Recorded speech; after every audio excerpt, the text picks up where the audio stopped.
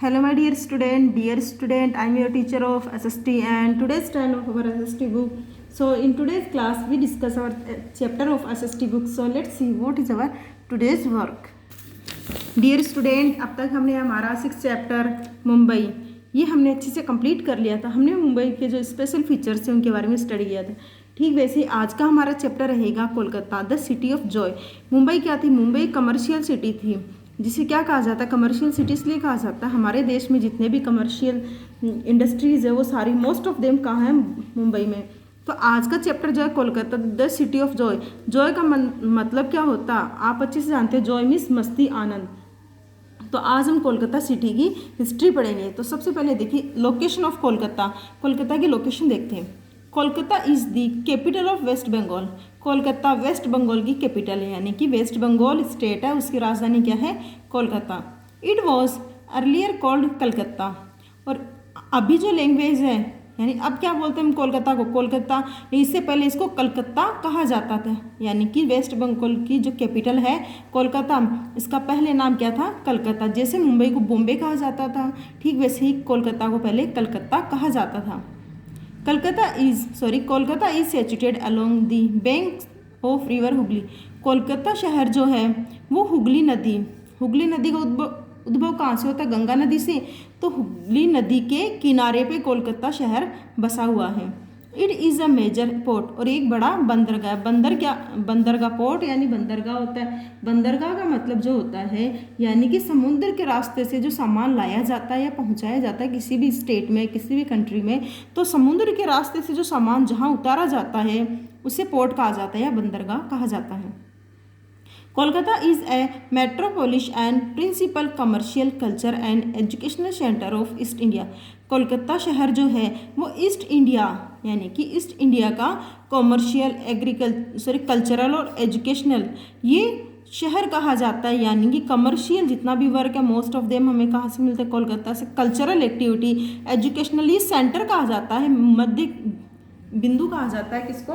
कोलकाता को। East India का मुख्य सेंटर पॉइंट कहा जाता है कोलकाता को। किस बिहाफ पे? Commercial, cultural and educational reasons की वजह से। According to 2011 census the city has 14.1 million residents. 2011 की जनगणना के, सेंसस का मीन होता है जनगणना, 2011 की जनगणना के अनुसार कोलकाता शहर की जो पॉपुलेशन है, रेजिडेंट्स का मीन होता है रहने वाले लोग, तो पॉपुलेशन 14.1 मिलियन है। अकॉर्डिंग टू 2011 की जनगणना के अनुसार कोलकाता की पॉपुलेशन कितने? 14.1 मिलियन। आगे है हिस्ट्री देखिए। Kolkata was once ruled by Nawab of Bengal. Kolkata शहर जो है पहले बंगाल के जो नवाब थे उनके द्वारा कोलकाता पे शासन किया जाता था, यानी बंगाल के जो नवाब थे उनके द्वारा कोलकाता पे रूल किया जाता था। After abolition of Mughal Nizam the east, और यानी कि निज़ाम के बाद में कलकत्ता के ऊपर जो ब्रिटिश कंपनी थी इंडियन ब्रिटिश, यानी कि निज़ाम के शासन के बाद में ईस्ट इंडिया कंपनी जो थी उनके द्वारा कोलकाता का जितना भी एरिया था, वेस्ट बंगाल का जितना भी एरिया था, स्पेशली कोलकाता, उसके ऊपर पूरा का पूरा कंट्रोल किसके द्वारा किया जाने लग गया? East India Company. जो क्या थी? ये ब्रिटिश कंपनी थी जो इंडिया के ऊपर रूल किया करती थी। तो जो सबसे पहले उन्होंने अपना ऑफिस बनाया था, अपना केंद्र बिंदु बनाया था, कहाँ से? ईस्ट इंडिया कंपनी ने अपना व्यापार शुरू किया था। उन्होंने अपना बिजनेस जो है वो ईस्ट इंडिया कंपनी ने कोलकाता शहर से स्टार्ट किया था। Under the British rule Kolkata served as the capital of India until 1911। और British rule, East India Company जो थी उनके जो रूलर्स है, ब्रिटिश रूल अंग्रेज़ों के समय कोलकाता शहर जो है वो इंडिया की कैपिटल रही थी। कब तक? 1911 तक कोलकाता शहर जो था वो इंडिया का कैपिटल था। अभी अपना कैपिटल क्या है? दिल्ली, लेकिन दिल्ली से पहले कोलकाता जो था वो इंडिया का कैपिटल था। Following independence in 1947 become the capital of waste Bengal. कब? 1947 तक जो था वेस्ट बंगाल की कैपिटल बनी थी। इससे पहले क्या था? कोलकाता शहर जो था वो इंडिया की कैपिटल थी, लेकिन जब हमारा देश आज़ाद हो गया 1947 में, तो कोलकाता शहर जो है वो इंडिया का कैपिटल बन गया। 1947 तक जो था वेस्ट बंगाल की कैपिटल बनी थी। इससे पहले क्या था? कोलकाता शहर जो था वो इंडिया की कैपिटल थी, लेकिन जब हमारा देश आज़ाद हो गया 1947 में, तब कोलकाता शहर वेस्ट बंगाल की कैपिटल बनी थी। इससे पहले अपनी इंडिया की कैपिटल थी। 1947 के बाद में ये कोलकाता की बंगाल की कैपिटल बन चुकी। क्लाइमेट, यहाँ का क्लाइमेट देखो कैसा होता है। The climate of Kolkata is neither very hot nor very cold. Kolkata शहर का जो क्लाइमेट है ना तो ज़्यादा गर्मी वाला है ना ही ज़्यादा सर्दी, मॉडरेट जिसे हम बोल सकते हैं, नॉर्मल जो वातावरण है वो कोलकाता में पाया जाता है। It rains heavily during summers. गर्मियों के दिनों में अच्छी खासी बारिश होती है। विंटर्स आर प्लीजेंट, और सर्दियों के जो दिन होते हैं वो बहुत ही मनमोहक अच्छे होते हैं। During the rainy seasons many areas get flooded due to heavy rainfall. और बारिश के समय यानी गर्मियों में तो अच्छी खासी बारिश होती है, हैवी बारिश होती है, और सर्दियों का मौसम वो काफ़ी अच्छा होता है। लेकिन बारिश के सीज़न में कई बार इतनी ज़्यादा रेनफॉल हो जाता है, हैवी रेनफॉल होता है कि कई ऐसे एरियाज़ होते हैं वहाँ तो बाढ़ की स्थिति हो जाती है। अब है टूरिस्ट अट्रैक्शन। टूरिस्ट अट्रैक्शन देखिए, there are many palaces of tourist interest in the city. Kolkata शहर में टूरिस्ट अट्रैक्शन के खूब सारे पॉइंट है, यानी खूब सारी ऐसी जगह है जो टूरिस्ट को अट्रैक्ट कर सकती है। यानी कोलकाता में ऐसी बहुत सारी जगह हैं जो हम जाएँ तो अच्छी खासी देखने लायक या घूमने लायक जगह होती है। There are the Victoria Memorial, Fort Williams, Indian Museum and Birla planetarium. अब देखिए कौन सा, एक तो विक्टोरिया मेमोरियल। विक्टोरिया मेमोरियल जो है वो कोलकाता में काफ़ी अच्छा पैलेस है टूरिस्ट अट्रैक्शन का। उसके अलावा फोर्ट विलियम, दूसरा क्या है फोर्ट विलियम। उसके अलावा Indian museum, Birla planetarium. Planetarium को बोला जाता है ज्योतिष शास्त्र, नक्षत्र जिसे बोला जाता है। ये काफ़ी अच्छा देखने लायक वहाँ पैलेस है। Other important palace are the Alipore zoo and botanical gardens. और उसके अलावा अलीपुर जू और क्या है बोटनिकल गार्डन, वनस्पति उद्यान, ये भी कोलकाता शहर में टूरिस्ट अट्रैक्शन के पैलेसेस हैं। India's biggest library called the national library is in Kolkata. हमारे इंडिया की जो सबसे बड़ी लाइब्रेरी है वो कहाँ पाई जाती है, वो कहाँ है, वो हमारे कोलकाता शहर में है।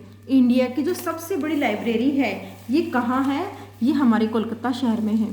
The Ramakrishna mission at Belur Math is centre for spiritual seekers. जो रामकृष्ण मिशन जो है, जिसे क्या कहा जाता है, बेलूर मठ में जो रामकृष्ण मिशन है, ये मठ जिसे कहा जाता है वो क्या है, वो इस आध्यात्मिक आस्था का एक बड़ा केंद्र है। ये बेलूर मठ में रामकृष्ण मिशन अवस्थित है। ये क्या है, आध्यात्मिक, यानी एक तरीके से हम बोल सकते हैं भगवान के प्रति हमारा जो अध्यात्म है उसको शो करने के लिए रामकृष्ण परमहंस भी एक अच्छा खासा टूरिस्ट अट्रैक्शन का पैलेस है। आगे है ट्रांसपोर्टेशन सिस्टम। अब कोलकाता इतना बड़ा शहर है, मिलियंस में इसकी पॉपुलेशन, कितनी पॉपुलेशन है 14.1 मिलियन। अब इतनी पॉपुलेशन के लिए ट्रांसपोर्टेशन का क्या सिस्टम है वो देखिए। Kolkata has a unique transport system. Kolkata में एक यूनिक ट्रांसपोर्ट सिस्टम है। It has a underground railway that is known as the metro. Kolkata शहर में एक रेलवे है, यानी कि जो ट्रांसपोर्टेशन का सिस्टम है वो एक रेलवे के द्वारा बताया गया है, तो उसे कहा जाता है मेट्रो, जो क्या है अंडरग्राउंड है। अंडरग्राउंड रेलवे सिस्टम जो है उसे क्या कहा गया है, मेट्रो। तो ये भी सबसे पहले कहाँ बना था, हमारे इंडिया में कोलकाता शहर में बना था। Kolkata is the only city where trams are still in use. Kolkata एक ऐसा शहर है जहाँ ट्रम्स आज भी यूज किए जाते हैं। बच्चों ट्रम्स क्या होते हैं, आपने कभी मूवीज़ में देखा होगा, तार जो होते हैं उसके ऊपर जो ऊपर आसमान जिसे काफ़ी ऊंचाई पर जो तार होते हैं या वायर्स होते हैं उनके द्वारा जो गाड़ियाँ काम में ली जाती है, हिली एरियाज में जो गाड़ियाँ काम में ली जाती है उसको ट्राम्स कहा जाता है। Dumdum airport links Kolkata with other parts of the country and the world. और जो दमदम एयरपोर्ट है, यानी कोलकाता शहर के अंदर दमदम एयरपोर्ट जो है वो पूरे देश को या विदेशों को हमारे कोलकाता शहर से जोड़ता है। यानी कि कोलकाता शहर का जो दमदम एयरपोर्ट लिंक है वो बाकी जो इंडिया के पार्ट है या दुनिया के जितने भी पार्ट्स है बाकी दुनिया देश को हमारे शहर से कोलकाता से जोड़ता है। कौन जोड़ता है, दमदम एयरपोर्ट। आगे कल्चर। अब यहाँ की सांस्कृतिक विशेषताएं देखिए। Bengali is the main language spoken here. यहाँ कोलकाता में जो मुख्य भाषा बोली जाती है वो कौन सी है, वो हमारी बंगाली भाषा है। Durga Puja and Kali Puja are the main festival. Durga Puja और काली पूजा यहाँ के मुख्य त्यौहार मनाए जाते हैं। यानी कि यहाँ मुख्य फेस्टिवल क्या है, इनके स्पेशल फेस्टिवल है दुर्गा पूजा और Kali Puja. The men wear dhoti kurta and woman wear sari blouse. यहाँ के पुरुषों के द्वारा धोती कुर्ता पहना जाता है और महिलाओं के द्वारा साड़ी और ब्लाउज पहना जाता है। Most man now wear shirt and trousers. और आजकल के जो लोग हैं, यानी आजकल की जो युवा पीढ़ी है, आजकल के जो आदमी है, वो क्या पहनने लग गए? वो आजकल शर्ट और ट्राउजर्स पहनने लग गए। The popular delicious of Bengal are sandesh, rasgulla and मिष्टी दही। और यहाँ की जो मुख्य पॉपुलर डिशेज हैं, यानी कि मुख्य जो मिठाइयाँ जिसे बोल सकते हैं या डिशेज बोल सकते हैं, पकवान जिसे बोलते हैं, वो क्या है? संदेश, रसगुल्ला और मिष्टी दही, ये यहाँ के मुख्य डिशेज हैं।